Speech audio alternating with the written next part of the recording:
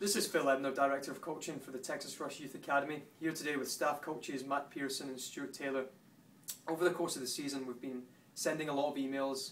We thought a video audio presentation would be a nice change of pace for you. And the first thing I'd like to do today is reiterate the two main goals of the Youth Academy program. The first of those is individual player development. We're not too focused on the teams right now. What we focus on is each individual player.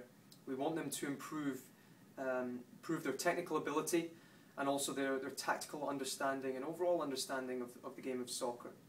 The second major goal is for them to have fun. We want them to make friends. We want them to enjoy the training sessions, enjoy working with the coaches, and enjoy the games on a weekend also. Finally, we like to think of this age group, the ages 8 through 10, as the romance phase where they just fall in love with the game of soccer, and we want to encourage that and nurture that as much as we possibly can. The reason we have, one of the questions I've had is why so many coaches out there. The reason we have multiple coaches is first of all because we have a lot of kids in the program, and what we want is more than one set of eyes on each individual player. That helps for evaluation purposes. The same reason you have somebody at your work proofread a document. You may look at something 100 times, but somebody else looks at it once and they spot something that you'd never noticed before. So the same thing applies when evaluating and developing players. One coach may notice something that needs work that another coach has not picked up on. The second part of it is that certain players just respond better to certain coaches for whatever reason. So it's good to have multiple different personalities out there. The important thing to remember is that the curriculum is consistent. The training sessions are the same. The content, the teaching is all consistent. The only thing that varies with the different coaches is the personality and the delivery of the training. Secondly, the games on a weekend. First of all, they're a very small part of the week.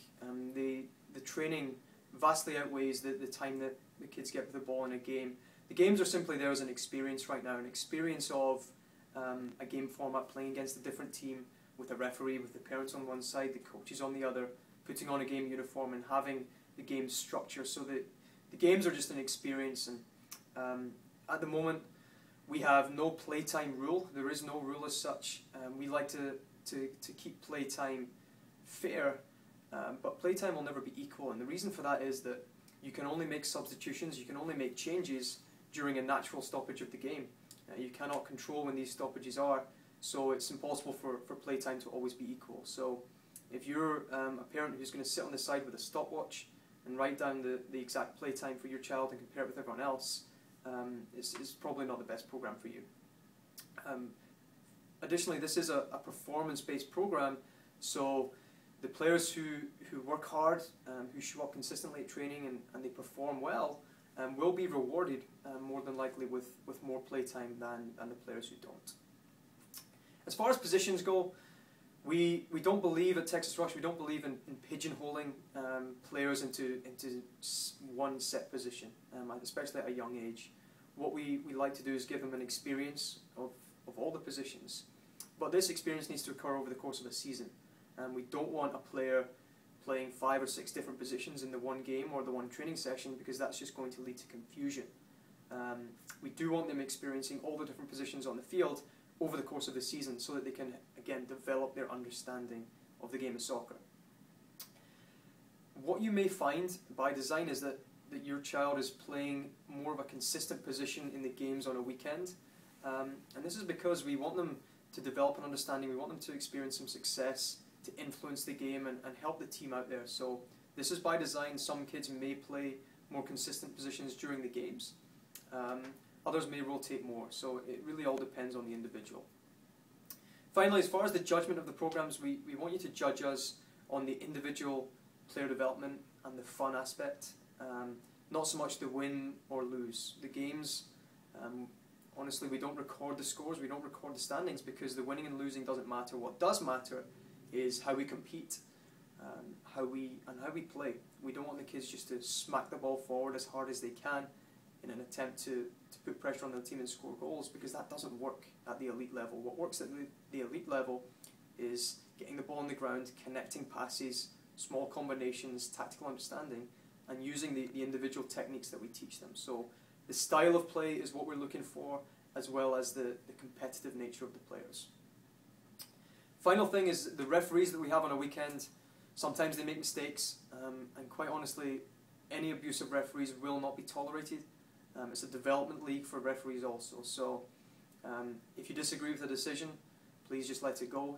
Very often these referees are young children also, so again, we don't want any pressure put on these referees from the parents or from the coaches. The first thing I'm going to talk about is the recommended viewing. We believe at Texas Rush that soccer education is a continuing process. This can be done by watching soccer on TV. That's why I've been sending out emails with a list of games that have been featured through the week on Fox Soccer, ESPN and other televised channels. By watching soccer, we hope that it can give the exposure to what a real soccer game looks like. So some of the younger players maybe not have seen too much soccer on TV before, seen what the adults play like. And we're hoping that this exposure will get them to understand the rules, how the adults play, how they play the ball wide, how defence is pressed into the half, and how people play their positions differently. And we're hoping that this will start a passion for the game that every soccer player should have.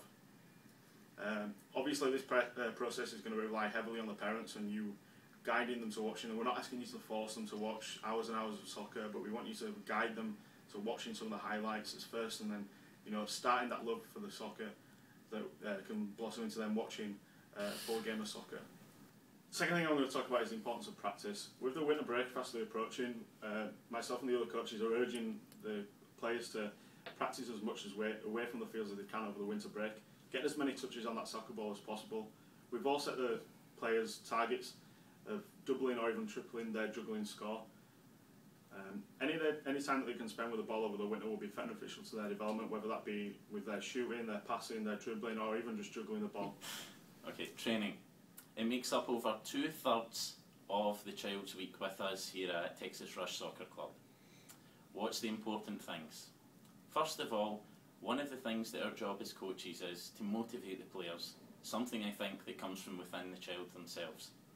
One of the key aspects of this is giving the child confidence to play the game and learn the basics and the skills they need to make informed decisions on the field. These years are the skill-hungry years for the players. What is that, you might ask yourself? For the players that come to the Texas Rush Youth Academy, this is where we teach them different skills they can use in the game.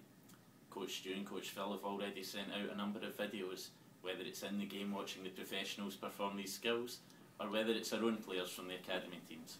One of the things that we've integrated into the programme this year is the player evaluations in a new format. This is where we will grade the players in various aspects of the game. In terms of game-related evaluations, we'll be looking at dribbling, shooting, receiving, passing, and their game performance. One of the other aspects will be the core values, as keeping in line with the philosophy of the club. These values are unity, leadership. These player evaluations will be sent out to you within the coming weeks. The idea of this is to help you gauge the level that your child is at, and hopefully give a few pointers as to where they can improve their game. And moving on, a couple of reminders for you, the parents. First of all, please remember that the soccer field is our classroom.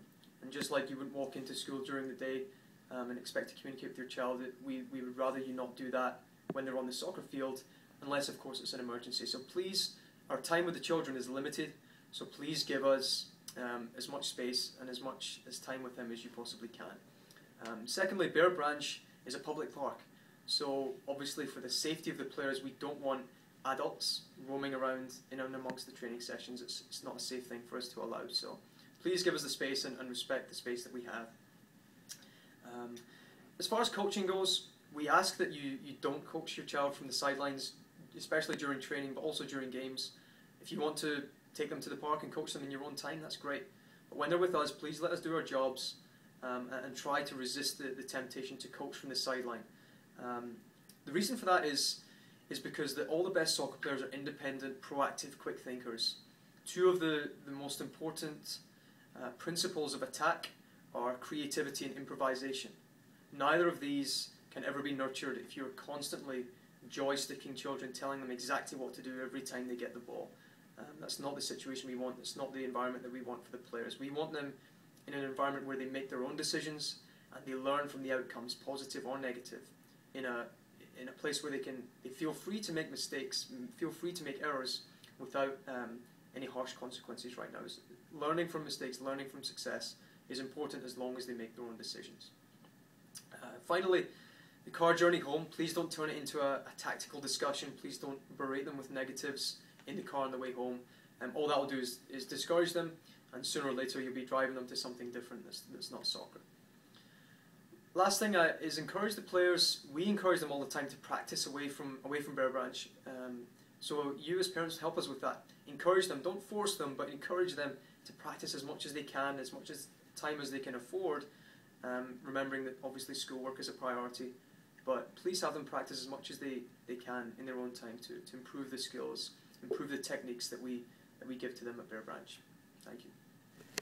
To finish this presentation, we want to fill you in on some of the upcoming dates going forward. November the 15th will be the last day of training. There are no league games scheduled thereafter, no make-ups from the rainouts that we've had, but what we will do is arrange some friendly games, scrimmages or training sessions to help make up for lost time. November the 26th is when the registration for the spring season will open. There's only a certain number of spots available within the programme, so it's a first come, first served basis. December the 1st and 2nd, we'll be taking some teams to the Eclipse tournament. Thank you to those who've responded to me so far. I'll be sending out information shortly regarding the tournament fee and more specific details with regards to the schedule and team selection and so on. Following that, December the 8th, a Saturday, is our annual 3 versus 3 Winter Blast tournament. First and foremost, this is a fundraiser for the club, which we want you to support. But second of all, it's just a fun day out for the children. $125 is the fee for a team. The minimum number of players is 3. The maximum number, I believe, is 6. To fill you in on the team selection process, the coaches, the professional staff, do not get involved with team selection. It's up to the players to select their own teams, pick their own team names, design their own costumes, and one of the parents have to volunteer and coach also. So it's just a fun day out, and we highly encourage the players to get involved in the event. If you have any questions, don't be afraid to ask. In the middle of December and the middle of January, we'll also be hosting 2 ID camps, one for the US Soccer Development Academy program on the boys' side, and one for the ECNL program on the girls' side. These camps are aimed at players born in the year 2003 to the year 1999. Anyone within that age category is welcome. It doesn't have to be a Rush member, but obviously as Youth Academy players, this camp will apply to you. We strongly encourage you to attend. More information is available on the website right now, and the children will also receive information from the coaches prior to the end of the season. That's really it from us. Again, we just wanted to give you a video audio presentation as opposed to another email. So hopefully the material was informative. Thank you for watching, and again, just thank you for your continued support and enrolling your child in the Youth Academy program. We do hope it's been a positive experience for them. It certainly has for us. So thank you, and until next time.